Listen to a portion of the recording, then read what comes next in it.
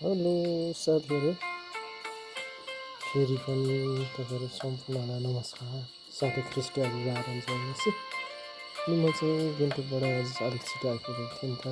अन्त आएर चाहिँ मेरो यो बसन्तीलाई चाहिँ एकदम धोइ पखाली गरेर चट्टै पारेर चाहिँ राखेको छु। भोलि हुँदा उस्तै हुन्छ होइन। अहिले बेलुकाको नजारा चाहिँ यस्तो छ, यस्तो चट्टै पारेर राखेको छु नि त। त्यहाँदेखि फेरि बसन्तीको हालत त्यस्तै हुन्छ हिँड्ने। अन्त बेला बेला छिटो आएको बेला चाहिँ त्यसको धुलाइ हुन्छ यसरी होइन। मेरो डाइलग्सहरू यस्तो छ, हेर्नुहोस् है। यस्तरी मेरो बसन्ती चाहिँ यहाँनिर राखिराखेको छु। अब यसलाई थन्काएर चाहिँ अब खान्छ नि त। त्यसै त्यस्तो छ भित्रको नजारा मेरो बसन्तीको। अनुहार त्यस्तो केही देख्दैन रहेछ साथीहरू। म चाहिँ गाडी थन्काएर चाहिँ फेरि रुमतिर पसिसकेको छु। अब ड्राइभरको लाइफ यस्तै हो नि त। अन्त रुममा पसेर चाहिँ मेरो गाडीमा सधैँ पनि एकजना दिदीलाई सिट हुनुहुन्छ। उहाँ चाहिँ मेरो दिदी जस्तै हुनुहुन्छ। उहाँले मलाई बेला बेला कराउनु पनि हुन्छ, सम्झाउनुहुन्छ। अनि त्यहाँदेखि मलाई चाहिँ उहाँले चाहिँ माया गरेर चाहिँ हिजो केही सामानहरू हालिदिनु भएको थियो। हिजो भिडियो बनाउनु पाइनँ। अन्त अहिले चाहिँ सानो भिडियो बनाउँदैछु। अन्त यो भिडियो बनाउनु जरुरत थिएन, सबैलाई देखाउन जरुरत थिएन। तर उहाँलाई धन्यवाद नदिकन यो सब कुरा सकिनँ। त्यसै कारणले चाहिँ मैले चाहिँ एउटा सानो भिडियो बनाएको छु। उहाँले दिनुभएको चिजहरू चाहिँ, सामानहरू चाहिँ तपाईँहरूलाई देखाउने छु है साथीभाइहरू।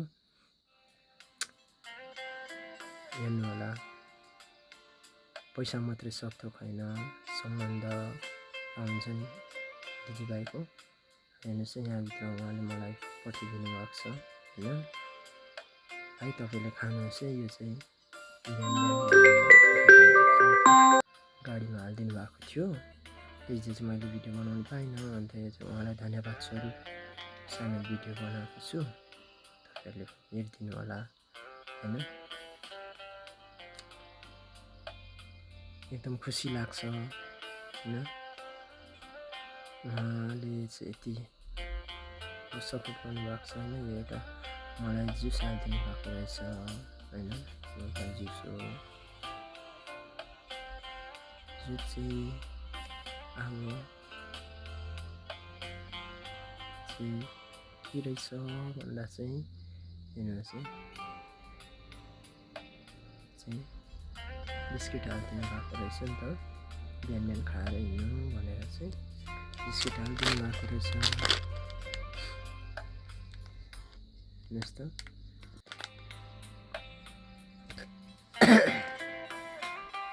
यो चाहिँ के हालिदिनु भएको छ। हेर्नुहोस् त, यो पनि हालिदिनु भएको रहेछ। यो पनि हालिदिनु भएको रहेछ नि त दिदीले। एकदम थ्याङ्क यू सो मच दिदी, तपाईँको सपोर्टको निमित्त, तपाईँले गर्नुभएको वास्ताको निमित्त एकदमै धन्यवाद चाहन्छु दिदी। अनि अभियान पनि एकजनाले मलाई चाहिँ नि फेरि फ्रुट्स दिनुभएको थियो। त्यो चाहिँ खाएँ मैले।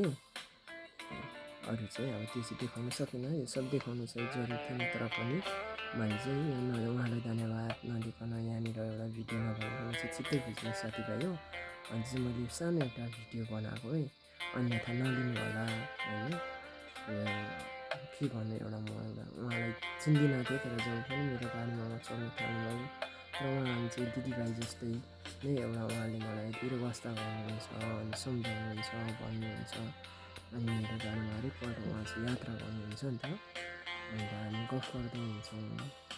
उहाँलाई एकदमै हृदयदेखि नै धन्यवाद छ यो सब कुराको निमित्त। यो वास्ताको निमित्त चाहिँ एकदमै धन्यवाद चाहँदै मेरो सानो भिडियोलाई चाहिँ साथीभाइ यहाँनिर राख्न चाहन्छु होइन। तपाईँहरूको सपोर्ट अनि तपाईँहरूको पनि माया एकदमै मैले पाइरहेको छु। एकदमै धन्यवाद चाहन्छु तपाईँहरूलाई। आउने दिन आउने समयहरूमा तपाईँको सपोर्ट अनि तपाईँहरूको माया चाहिँ एकदमै जरुर छ। लाइक कमेन्ट सेयर चाहिँ एकदम गरिदिनु होला। अनि नयाँ कोही हुनुहुन्छ भने चाहिँ तपाईँहरूले नि एकदमै फलो गरिदिनु होला मेरो यो फेसबुकलाई चाहिँ। सम्पूर्णलाई मेरो हृदयदेखि धन्यवाद चाहँदै मेरो सानो अनि यो छोटो भिडियोलाई चाहिँ बोल्नमा कतिचोटि त्रुटिहरू भयो भने पनि क्षमा गर्नुहोस् भन्दै मेरो यो सानो भिडियोलाई चाहिँ यहाँनिर राख्छु। एकदम थ्याङ्क यू सो मच।